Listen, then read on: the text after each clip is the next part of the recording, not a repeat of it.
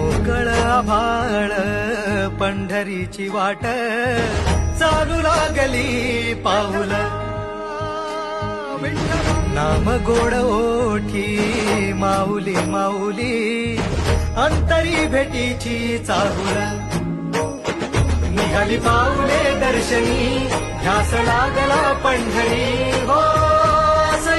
यात गाठली माऊली माऊली